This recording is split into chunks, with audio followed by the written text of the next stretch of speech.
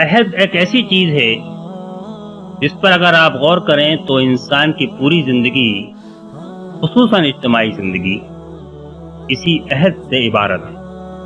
معاشرے کی بنیاد خاندان ہوتا ہے۔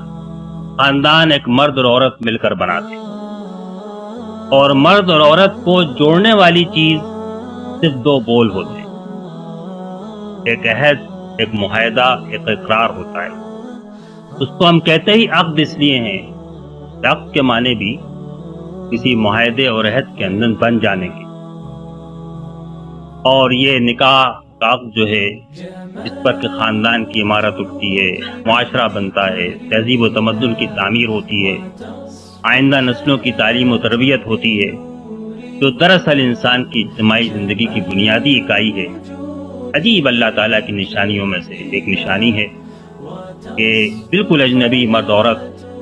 صرف زبانی قول و قرار کی بنیاد پر ملتے ہیں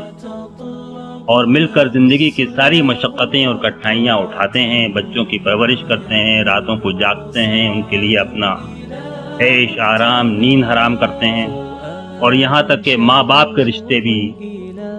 اس قول و قرار کے آگے اجنبی ہو جاتے ہیں۔ جب قول و قرار میں ایک مرد عورت بن جاتے ہیں تو وہ اپنے ماں اور باپ سے بھی زیادہ اس رشتے کے پابند ہیں۔ سیاست میں آپ دیکھیں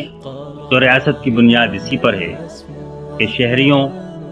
اور ریاست اور اس کے حکمرانوں کے درمیان ایک معاہدے کی وطن سے سارے بنیادی حقوق اور ساری سیاست پیدا ہو۔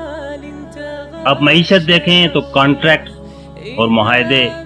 اور وعدے اور وعید، یہی وہ چیزیں ہیں جن پر کہ ساری معیشت جو ہے وہ قائم ہو۔ تو اجتماعی زندگی کے کسی پہلو کو بھی آپ اٹھا کر دیکھیں تو آپ یہ دیکھیں گے کہ یہ عہد کی پابندی اور وعدے کے ایفا پر